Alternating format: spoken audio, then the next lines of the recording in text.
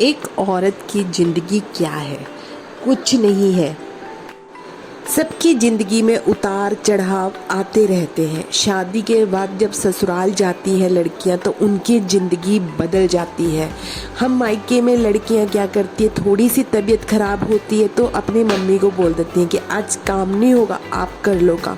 पर ससुराल में ऐसा नहीं होता है। अगर आप बीमार हो तो काम भी खुद करना पड़ता है। कई ससुराल वाले तो बेटियों को, बहुओं को इतना वो करते हैं कि वो सोचते हैं पता नहीं ये ढोंग कर रही है, ये बीमार हो तो ये ढोंग कर रही है। पर ऐसा नहीं होता है। जब आपकी बेटियां बीमार हो तो वो बीमार है, जब बहू बीमार हो तो वो ढोंग कर रही है। इतने ससुराल मैंने देखे हैं ना, ऐसे इतने ससुराल कि अपनी बेटियों को अहमियत देंगे और बहुओं को अहमियत नहीं देंगे। आप लोग से हाथ जोड़ के विनती है, बेटी तो ससुराल चली जाएगी पर आप लोगों को देखेगा कौन? जो शादी करके आई है, जो आपकी बहू है। और बहू को भी होना चाहिए कि अपनी जो सास ससुर है उनको अपना माँ बाप समझ के उनकी सेवा करे। ये नहीं कि ये सास है, हमने काम नहीं करना है, वो खुद कर लेगी। देखो बोलते ना, ताली दोनों हाथों से बजती है, एक हाथ से ताली नहीं बजती। अगर आप मुंह पलट के जवाब दोगे तो भाई वो तो सास है, वो तो देगी ही पलट के जवाब, है ना। इसलिए आज मेरी भी थी तबीयत घर में थोड़ी सी ख़राब, थोड़ा सा कोल्ड हो रखा था, थोड़ा सा बुखार। देखो पर ससुराल में है तो काम तो करना ही पड़ेगा, चाहे जो मर्जी हो जाए। हम ससुराल में कह नहीं सकते किसी को भी कि हम बीमार हैं तो हम काम नहीं करेंगे। काम करना पड़ेगा आपको। ठीक है, आप एक दिन नहीं करोगे, 2 दिन नहीं करोगे, पर खुद को शर्म आती है कि हम ससुराल में हैं यार, वो लोग क्या सोचेंगे। चाहे आपके सास ससुर कितने अच्छे हों, सब लोग ससुराल में कितने अच्छे हों, पर खुद को लगता है कि वो हमारे बारे में कुछ गलत ही सोचेंगे अगर हम कुछ काम नहीं करेंगे। मैं तो यही सोचती हूँ, अगर मैं थोड़ी सी बीमार हो जाती हूँ या थोड़े ज़्यादा भी हो जाती हूँ तो भी मेरे को लगता है कि मेरे को काम करना है। मैं ये सोचती हूँ कि मेरे बारे में ये ना सोचे कि ये ढोंग कर रही है ना, इसलिए काम ज़रूरी है। ज़्यादा बीमार होती हूँ तो फिर रेस्ट कर लेती हूँ, तब कोई दिक्कत नहीं है। पर थोड़ी बहुत बीमारी को तो मैं कुछ मानती नहीं हूँ। तो यहाँ पे भी मैं काम कर रही थी और ना एक बहुत दिनों से मैंने मीशो से ना पार्सल ऑर्डर किया हुआ था। मेरा ऑर्डर आ ही नहीं रहा था, इतने दिन हो गए थे, इतने दिन कम से कम हो गए 10-20 दिन हो गए थे। कभी मीशो ने ऐसा नहीं किया कि मेरा पार्सल पहुँच जाना है। मेरा पार्सल हमेशा डे टू टाइम पर पहुँच जाता है, पर इस टाइम पता नहीं मेरे को क्या हो गया, मेरा पार्सल आ ही नहीं रहा था। इतने दिनों से इतने फ़ोन भी किए बट कोई जवाब नहीं आ रहा था। और कल परसों मेरे को मेरा पार्सल आया ही आया तो जो डिलीवरी बॉय था उसने मेरे से इतनी रूडली बात की ना कि पूछो मत।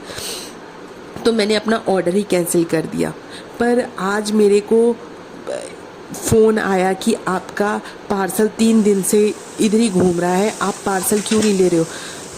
इतना रूडली क्या बोलने की क्या ज़रूरत है भाई, हम कस्टमर हैं आपके, तो ढंग से भी बात कर सकते हैं ना। ये आजकल मीशो वाले ना कुछ ज़्यादा ही हवा में उड़ रहे हैं, मन नहीं करता है उनसे कुछ भी ऑर्डर करने का।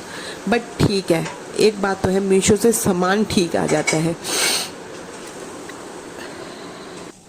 हम औरतों को ना छोटी मोटी बीमारी माननी नहीं चाहिए थोड़ी भी, कि थोड़ा सिर दर्द हुआ, थोड़ा बुखार हुआ तो हम बीमार हो गए।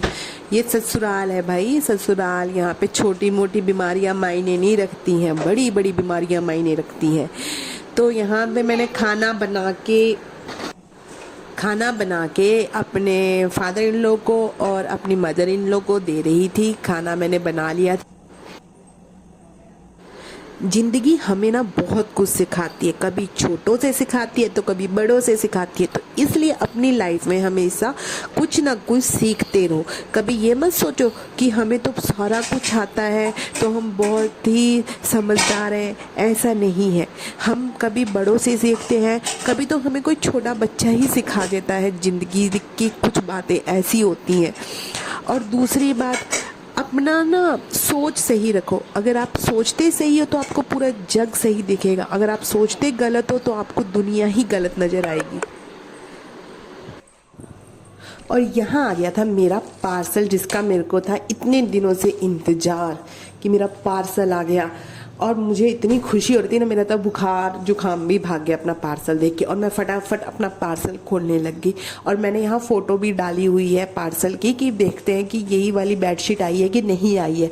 तो सही बात मैं बताऊँ आपको, मीशो वाले ना कभी कभी धोखा कर जाते हैं, कभी कभी तो ठीक सामान भेजते हैं। और यहाँ पे वही बेडशीट आई है जो बेडशीट मैंने ऑर्डर की थी, और ना इतनी अच्छी बेडशीट है ना, आप इसको ऑर्डर कर सकते हो। ये सिर्फ 406 रुपीज़ की है, ज़्यादा महंगी भी नहीं है, तो आप ये ले सकते हो बेडशीट। और इसके ना चारों तरफ इलास्टिक लगी हुई है, मतलब बेस्ट बेडशीट है। तो आप इसको ऑर्डर कर लेना, अगर जिसने भी लेनी हो तो आप ऑर्डर कर लेना। दूसरी बात, मेरा ब्लॉग सारा देखा करो और प्लीज़ सब्सक्राइब कर दिया करो चैनल को। अभी नया नया ब्लॉग बनाना शुरू किया है, अगर आप हमारा साथ दोगे हम आपका साथ देंगे। एक दूसरे का साथ देके ही भाई हम यूट्यूब पर आगे बढ़ सकते हैं ना।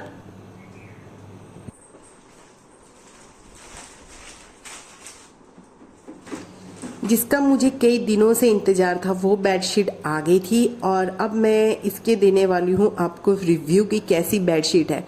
तो हाथ लगाने से तो अच्छी लग रही है बेडशीट, मतलब इसका प्रिंट भी बहुत अच्छा है और कलर भी वंडरफुल है। तो आप भी इस बेडशीट को ले सकते हो। हाँ, एक बात और है कि इसके बेड के चारों तरफ इलास्टिक लगी हुई है, मतलब आप गद्दों में जैसे बिछाओगे ना तो ये बिखरेगी नहीं बेडशीट, ऐसी की ऐसी ही बिछी रहेगी। तो आप लोगों को मेरा चैनल कैसा लगा? अगर अच्छा लगा तो प्लीज़ सब्सक्राइब कर दे, और मेरे चैनल को विजिट करने के लिए आपका तहे दिल से शुक्रिया।